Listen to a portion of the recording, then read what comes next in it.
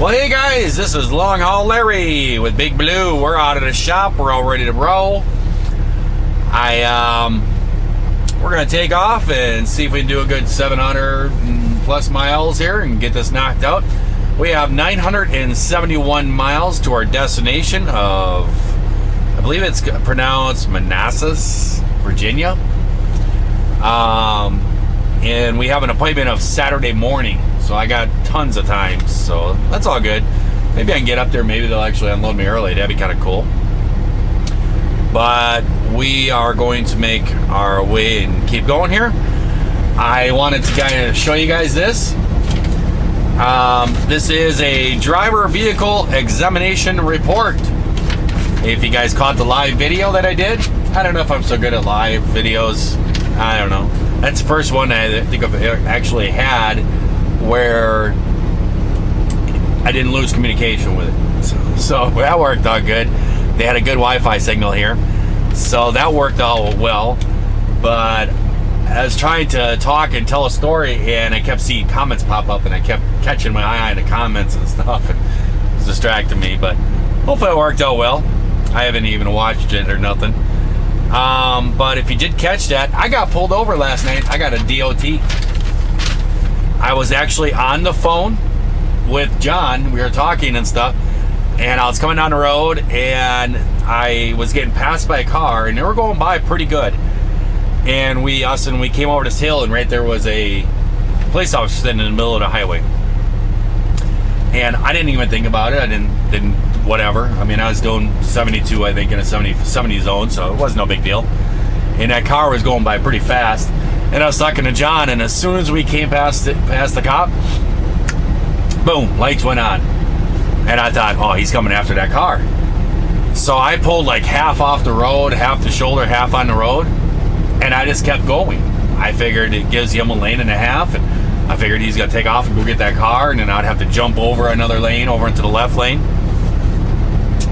to get around him. And I'm sitting here looking, and the guy took off, and he was coming, and then he didn't come by me, and then I looked, and he was right behind me, and I'm like, okay. And he pulled me over. I pulled over and stopped, and he came up by my truck, and we greeted each other, and I said, well, why are you pulling me over? I mean, the car was the one speeding. I mean, and he's like, well, I had you at 72, which I was. And I said, really? I says, what about the car that was passing me right when you were there? I said, he was going a lot faster than me. And he was like, well, I'm a DOT cop. And he goes, I talk to big trucks. And I was like, all right. And he goes, yep. And he goes, we're going to do an inspection. He goes, don't worry about the speed. And he goes, I don't care about 72. I'm not going to pull anybody over for that. He goes, we're just doing random DOT inspections tonight. And I was like, oh, okay. I have not had one of these in a long time. And he pulled me off into this little pull-off area, and we went up there and we did a DOT inspection. He was going through his stuff, and I was giving him paperwork and the registration and insurance and my license and my bills and all that stuff. He was asking for all these different things we're going through. And then he looked at me and he goes, can you show me a blank logbook? And I said, yeah, I got one in here. And that was a big thing at JB Hunt.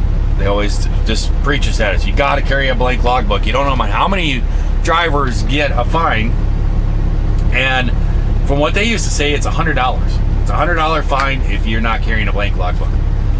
And he says, can you show me a blank logbook? And I said, yeah, I think so. And I got up, I started digging through around the cabinets, and I was like, yeah, I got one here somewhere. And he was looking at me. You could tell he was like, I'm not buying this, buddy.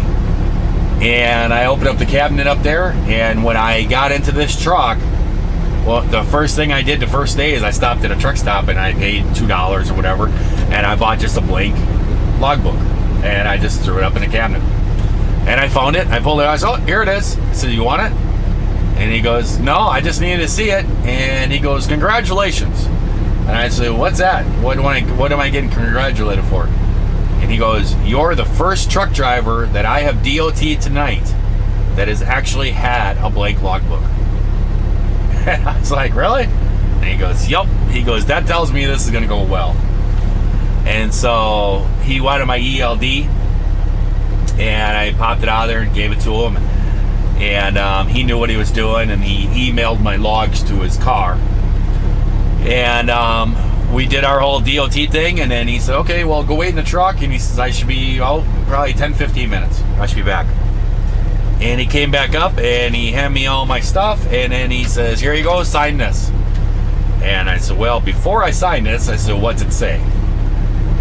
And he goes, right here, violations. No violations were discovered.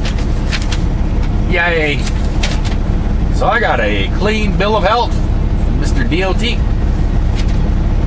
That's a lot better than some of the past things I've dealt with the DOT. If you guys watch past videos, like getting written up for a dirty engine. That was a joke. But it is Thursday, August 9th, 2018. It is 2:31 p.m., 82 degrees here in North Little Rock. And we are off like a herd of turtles. With a shiny truck. Got my truck washed last night. Whew, got a new throttle body. I don't know if everything is good with it. Oops, shift. And I haven't driven it at all.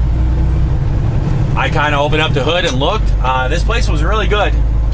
It is a Cummins sales and dealership, it's called. It's here in North Little Rock. Watch out there, GMC.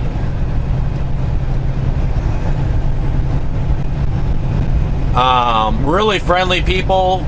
I mean, no disrespect was given or nothing else. It was all good.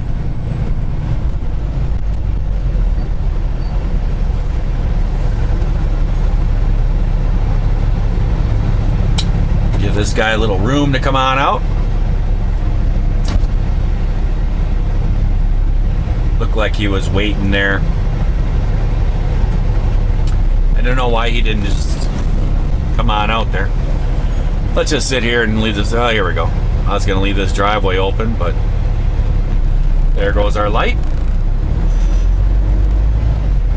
This Cox Transportation does not have blinkers. Their blinker's working on their truck, but it's not working on their trailer.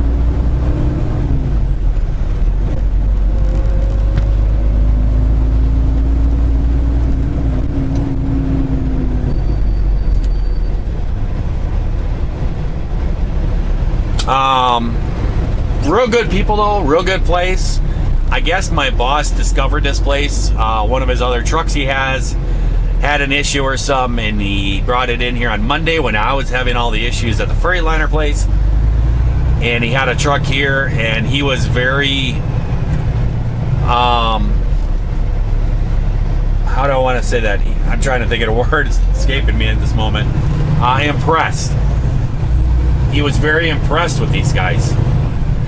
In their knowledge, their forward speaking. There wasn't no hoopla about it. It was just, this is the way it is. You know, this is what you can look forward to, and it happened that way. So he liked them a lot, and he kind of gave them the task of the throttle body and seeing if they could get one, because nobody else could seem to get one. And she was able to find one. And so she called them up on Wednesday and said, we have your throttle body here. Yep, I don't have any more hissing noise.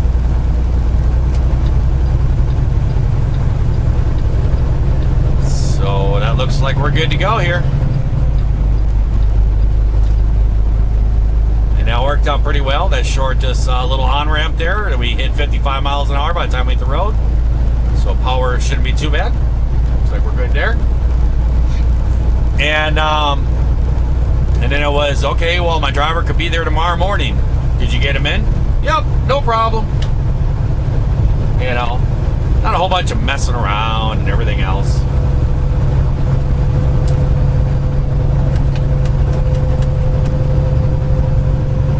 And So I think my boss is kind of making that his Cummings repair place. He really likes them. So, and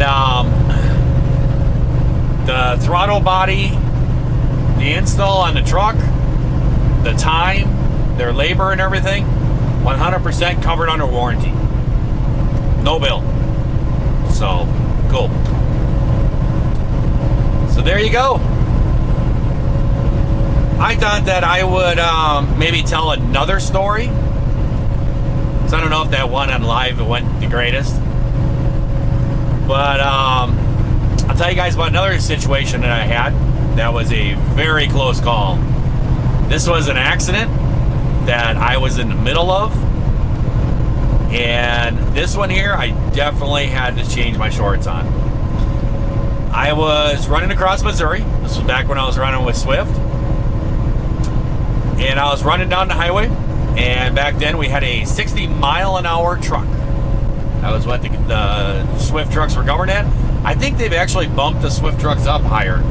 I think they're higher than 60 now, because I come up on a lot of Swift, and I think they're doing 65 or maybe even 67. I don't know what the exact numbers. But I was going along and just cruising along, and it was probably about 4 o'clock in the morning. And there was a heavy haul guy that had a lowboy trailer with one of those deals that drop in the front, and they could drive like bulldozers and whatever. They could drive it off the front of the trailer. These things are pretty cool. And he was constantly coming up, and he would try to pass me, and there was like 3 lanes. And it was like 4 in the morning, so there wasn't very much traffic. And he kept trying to pass me, and every time that he would come up on me and start to come up alongside of me, we would come up to a hill, and he would bog down, and I would keep going. Well, he tried this about, I would say about 6 times, trying to pass me. And he kept, falling back and everything else, and you could see that he wanted to get by me. So I decided, I'm gonna slow down, let this guy go. And, because you can see, I think a lot of people, they do that and they get all frustrated and then they cut you off or whatever. I just decided I was just going to slow down and let the guy have it. So the next time he pulled out and started coming by, I actually kicked my cruise control off, slowed the truck down, let the guy go. He got in front of me. He was happy, I guess, whatever, and away we went. It was just where the sun was starting to peak up. And he went on by, and it was one of these giant excavators, and it had the arm of it extended out to the back of the trailer and then going straight down, but it didn't have a bucket or anything on the end of it. And what they have is this big steel spike that comes to a point, and then whatever bucket they want to put on there, whatever, that goes inside the bucket, and there's some kind of pin in there that holds it, and that's how they attach and disattach the attachments for these big backhoes. And he went on by, and that thing was sticking right on the back of the trailer. And we're going on by and cruising along, and nothing going on. Everything was just chill. I'm gonna have to slow down here for Rhaegar transportation. He's having one of these turtle races here. I can go 1 mile an hour faster than you, so I'm gonna sit out here, try to pass you. But he was cruising along, and just like right here, you see all that boom, that bump there? He was going along, and he was probably, I don't know, maybe 100 yards or so up ahead of me. Let's see if we can get by these guys now. And he was probably about 100 yards or so up ahead of me. And he went up a slight hill, and up on top of the hill was a bridge.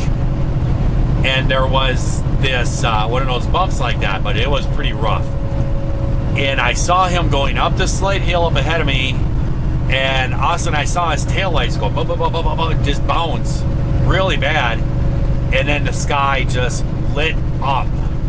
I mean, it just was instant, like the sun was burning right in front of me. I mean, it was so bright. It was unbelievable.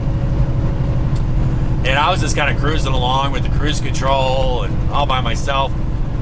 And that happened, and I went down and hit the brakes. I stood on the brakes. I didn't even know what was going on.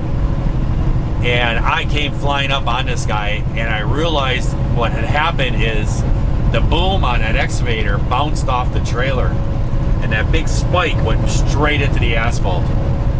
And it just stopped him on a dime. And the trailer actually swung out, and his truck, it's like went sideways, and the excavator pulled off to the side of it, and the excavator was facing straight down the road, but his truck was across the road. And I saw the situation, and it was split-second decisions. What am I going to do? And I was standing on it, and I wasn't going to be able to stop in time. And I was stopping, and eventually what I did is I had a trailer air brake, and I decided to put my truck into a jackknife, on an on-purpose jackknife. And there was a concrete wall that was alongside of me. And I reached down and I grabbed that trailer brake and I swung at the wall. There was nobody over here on this side of me. And I kind of dove at the wall a little bit, and I turned back and I grabbed the brake and I pulled it. And that locks up, that goes past your ABS, and that locked up the trailer brakes. There you go, buddy. Thank you. And that put me into a jackknife type of situation. And the trailer started to slide out, and my bumper was just boom, boom, boom, just sliding across, and it was hitting that concrete wall, sliding like that. And that was helping me to slow down, but I still wasn't gonna be able to stop. And it just popped into my head from when I went to that tech school that I told you guys about with the diesel truck driving course. It went into my head, it popped into my head from that training. And the guy taught us, look wherever you want to go. That was the biggest thing, was look where you want to go. And I sat there and I stared at the ditch, and his truck was all sitting here out across the highway, and I stared at the ditch, and I just let go of the trailer brake, and I held the brakes down, and I aimed for the ditch just past where his truck was. And my truck, it just, you'll be amazed at what you can do when you're not really paying attention to this, but you're focusing on where you want to go. And somehow you do things and you make it work, and you go feel through the slides, whatever. And my truck just kept going and going, and my nose was pointing right down into the ditch, and I stopped just before I went into the ditch. And I knew there were some cars behind me and stuff. And I actually, when I was coming to the stop, I actually closed my eyes, because I thought for sure somebody was just going to plow right into me, because I was across the highway. And I heard lots of squealing tires and everything else. And as I came to a stop, the truck went like boom, it stopped like that. And when it stopped, the momentum, it moved me just a little bit forward, and I heard a crack. And I sat there and I got stopped, and all the tire squealing stopped, and I opened my eyes and I looked out my mirror, and there was cars all sideways and the freeway and everything. And there was only a few cars out there, but they were all right on top of us. And one car had slid up underneath my trailer, and just the hood was underneath there, and it was probably about that far from hitting my trailer.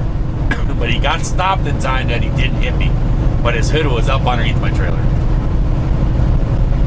And I looked out the driver's door, I looked out, and the guy that was the slowboy trailer, the end of his trailer was right in the middle of my door, straight down. And I actually opened the door, and I stepped right off of my truck. I stepped right onto his trailer. And what I did is I turned around and I looked at my truck, and my truck was about this far away from hitting him. And there was a hole that was maybe about 3 to 4 inches big in my bottom step, where I think what happened is when I stopped, the momentum kind of jerked me forward a little bit. I stopped before I hit him, but then the momentum went forward, and I just kind of bounced off his trailer, and it punched a little hole in my step. I couldn't believe it. I got out, and I just stood there, and my legs were just shaking. And the guy that was in the hauling the excavator, when I got all stopped, the squealy stopped, I looked and he was standing up the road, and then he came running up to me and he goes, "I can't believe you didn't hit me." And I just looked at him and I says, "I did everything I could not to." I said, "We did touch." I says, "But this ain't nothing." And he goes, "All I was thinking about is when that came off and it slammed forward," he goes, "I went forward, his seatbelt grabbed me." And he says, "Only thing that popped into my head is I just passed that Swift driver and he's gonna plow into me." And he goes, "You were able to not hit me." He goes, "That was cool." He goes, "As soon as my truck came to a stop," he goes, "all I can think of is you coming right up over the top of my flatbed and plowing through me." And he goes, "I jumped out my truck and took off running." And he ran down the road. And I was like, "Yeah." We got out and we actually moved some of the cars. We told me, "You guys got to back up. You got to give me some room," because I had to do some finagling to be able to swing around, and I had to take a little bit of the ditch to get around him. And so we got everybody moved out of the way, and I got by, and I went up just maybe 100 yards or so and pulled over on the shoulder road. I actually got out my truck. I walked around the truck and I sat down in the ditch. And I just sat there and breathed. My whole body was just shaking. It was so close. So, there's another one. There's another one that happened. That one there, I definitely had to clean out my underoos. It was a good one.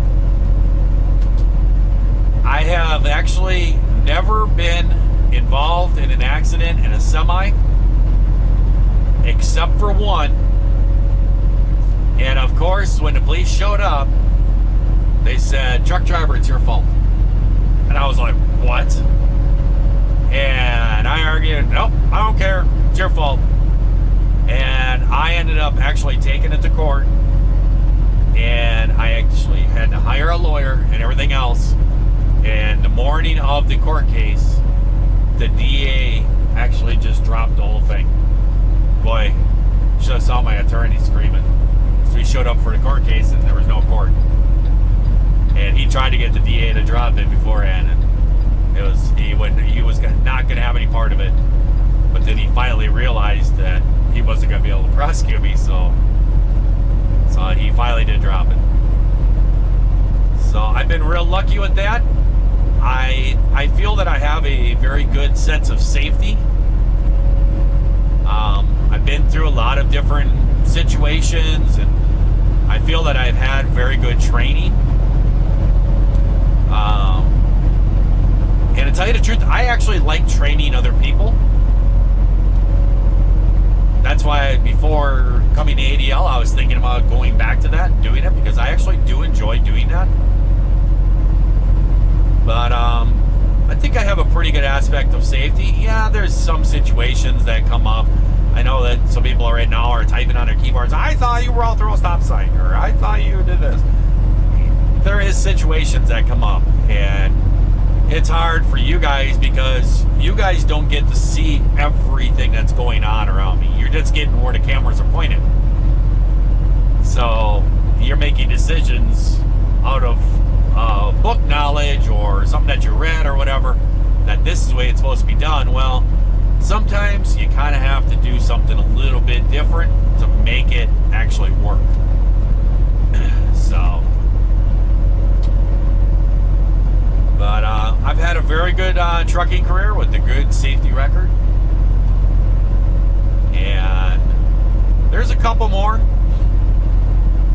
instances that I've had where it's been real scary situation, but I think that we did long enough for this here video, so I'm gonna let you guys go. I hope everyone out there has had themselves a great day, great night, whatever it is when you're watching this here video. And if you are not, you certainly can just try to change that and try it over again tomorrow. So I'll catch you guys later. See ya.